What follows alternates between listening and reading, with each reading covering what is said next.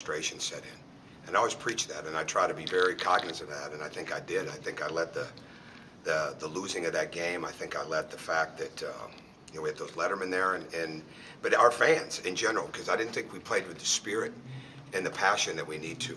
And I look back at those comments when I saw them, and it's like I was blaming the players. That was never my intent. It was never my intent to do that. My intent, I started out, however I said it, and if I'd have started out with saying that I tell them all the time that I believe in them. And if I didn't believe in them, they wouldn't be here. But I do. And I didn't say that, and that was a mistake. But I am definitely sorry to them, which I've apologized to them. And we talked through a lot of things, but I definitely apologize to them for that. Anybody else that offended, because that was never the intent. And but with that being said, the intent of the way we have to play with a level of spirit and passion and toughness, that's a high demand every day. And when it didn't happen the way I'd like to see it happen, I think I let it get to me a little bit that day, and I can't do that because it's not accurate. That's not a reflection of how I feel about them. It's not a reflection of how I feel about us. It's really not about blame, and I didn't want it. I should have never even let that enter my mind. It's about what are we going to do to get better? What can we do to improve? And like I've said, if I'd have started out like I tell them all the time, how much I believe in them, but that doesn't mean I'm not going to coach them hard and demanding and expect more out of them and expect that spirit. But I believe in these guys. And I think anybody that's around me on any consistent basis, and I'd hope it would start with them, they know that I love these guys. You grow into that. You don't love somebody when you first meet them necessarily, right? I mean, you don't have that right away, but you grow into that. And I think that's what's happened, and I feel very confident with that, and I needed to reiterate that to them most importantly yesterday. And at the same time start to talk about what are we going to do to get better, what are we going to do to get our roles better, what can we do to help each other's roles be better. So that's where that's at. I wanted to say that first, and it's a big deal to me. And I definitely thought about, okay, do I want to do something right away? And I said, no, we'll just wait till everybody's together on Monday. So with that, as far as getting ready to go play this game, it's a short turnaround.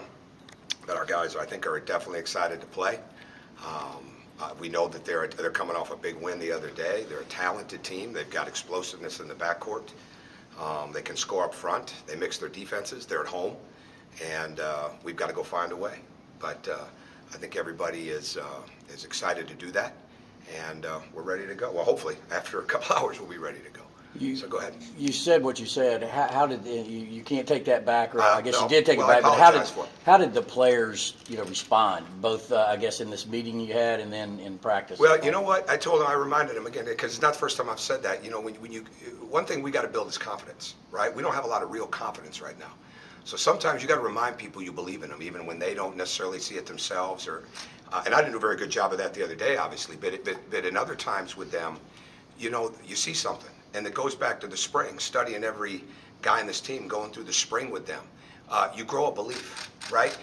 Greg McGarity gives every head coach, me and the 14, 15 other ones, every opportunity to build our roster. He makes it very clear. You play who you want to play. You build the roster the way you want to play it.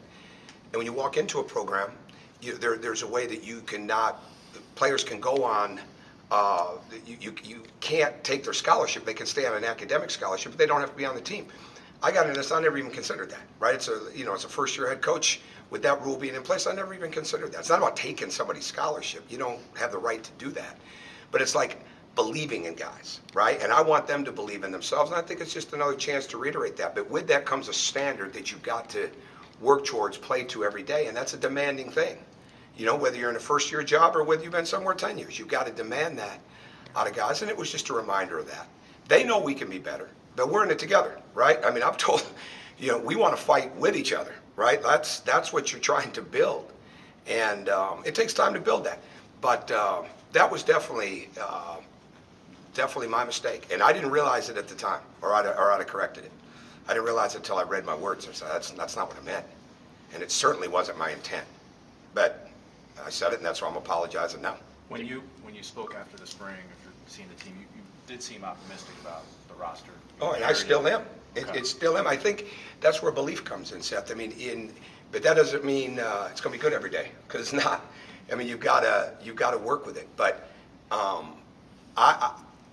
I am honored and humbled to be this coach. And when you're that way at Georgia, all right, I'm honored to coach those guys. That doesn't mean I'm going to like it every day. That doesn't mean they're going to like me every day. That's part of building a team, building a family. You go through it, and you make mistakes. And this isn't the first time I've walked into them and say, hey, I made a mistake.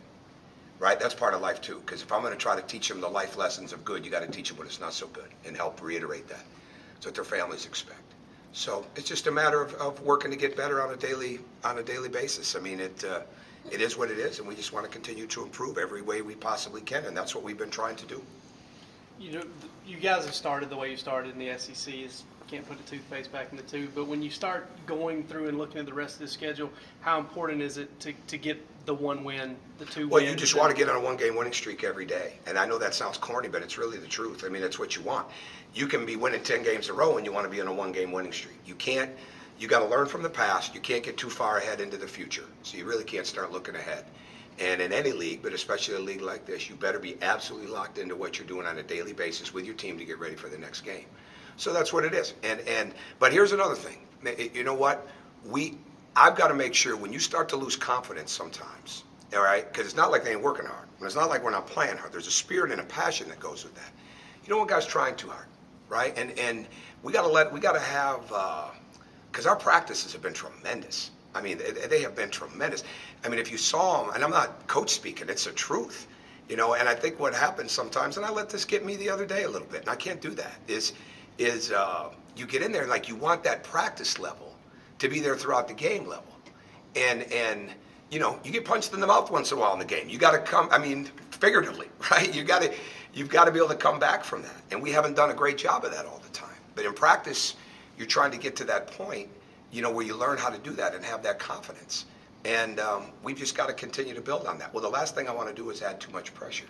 That's why I come in here and talk so much about improvement, because it's the truth.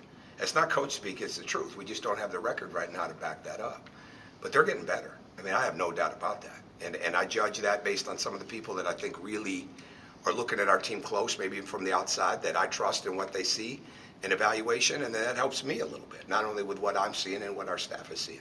On the subject of confidence, we understand, of course, you cannot talk about recruits Sure. until you've got their papers. But you've always talked about how much Georgia has to offer Absolutely. to recruits. Can you talk about what it means in the confidence of recruits' appraisal of Georgia to have a highly recruited guy come in? Well, I'll just say, generally speaking, and it's the same thing. We want this. There is no reason, if you're in the state of Georgia, that you need to go anywhere else.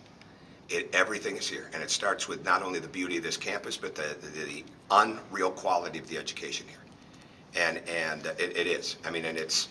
I don't have the degree from here, but you get around enough people that do, and you work with the people that have been here for a while, and you see how the students feel about this place, and you know that spirit and energy is here, and it translates and transfers right over into the athletic side. And I think we're seeing it on the basketball side. And when it comes to what's here, when it comes to what we've done in the past, with where kids want to go, young people want to go with their careers and their futures, we've got that too. You know, Georgia's got a tradition of that, but so do we, all right? And bringing that in and meshing it into Georgia, because that's a huge part of this. But I just keep, every day, there's really no reason, if you want the best of both worlds in the game and educationally, whether it's living in the state of Georgia or from outside of the state of Georgia, it's right here. And we just got to continue to build it and have people to continue to see that. But there's no doubt about it. You've got to have people that see the same vision for themselves that you see for them, and feel the same feeling that you feel. And that's what we want to continue to build in recruiting. You've talked about you guys trying to make plays that aren't necessarily there, and then you just talked about how you can't try too hard. How big of a problem is maybe trying too hard?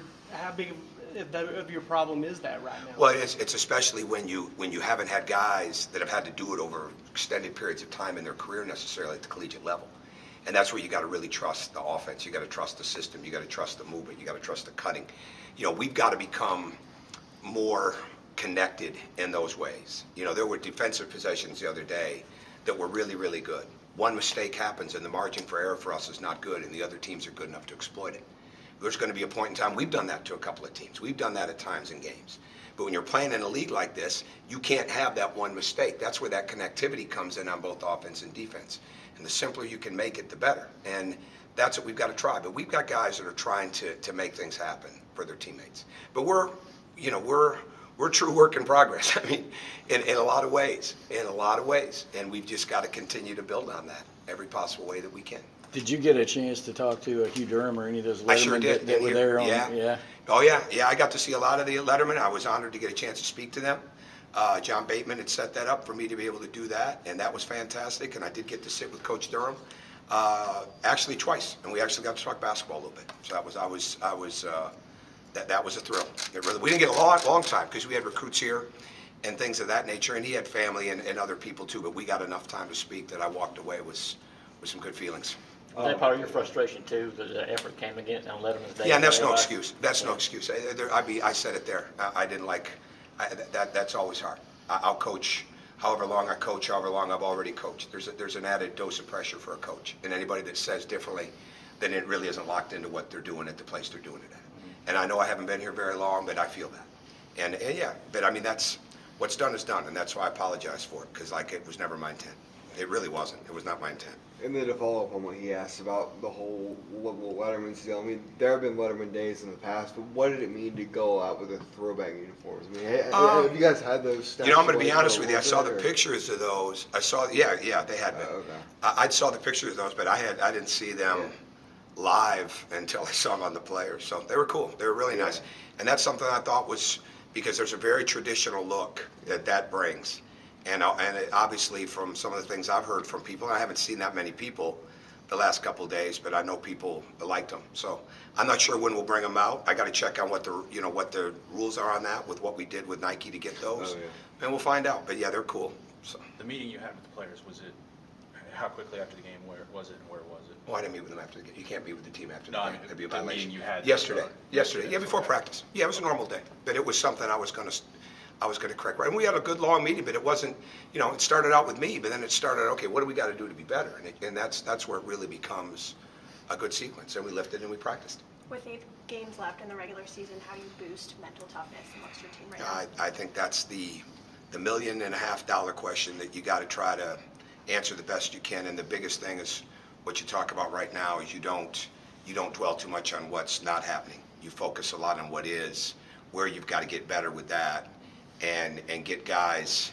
I told them a word. I said, go look it up. Synergy. The more synergy we get, I don't mean you look it up. I told them to go look it up. The more synergy you get, whether it's 2 people, 3 people, 4 people, whatever it is, and the easier you make the game for everybody else.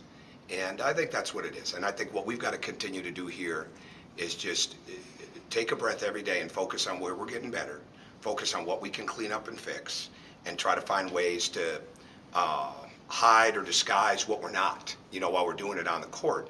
But at the same time, never ever get away from what the improvement level's got to be like. Coach, are you aware yet? We can talk about the 2 kids you signed in the early signing period. You haven't released anything yet on tomorrow. Yeah, we were going to save all that at the same time, but yeah, I'm good on that, right? Yes, sir. Yeah, you want me to? Go ahead. Yeah, if you don't Go mind. ahead, Just ask me. because what are Tamani and Jaquan bringing? Well, Tamani brings a guy that's been in the States for 3 years that has just got tremendous upside, and he's had a fantastic year. He plays tonight.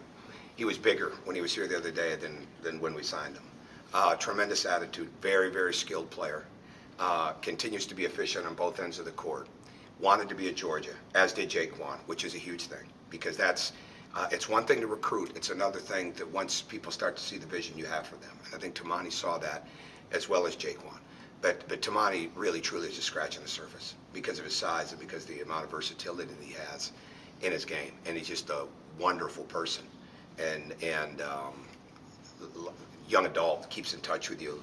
As much as we keep in touch with him, he keeps in touch with us, which is great. Jaquan was our first, this year being an in-state guy. Obviously, he's in Montgomery, Alabama, but being from Columbus, can shoot the ball.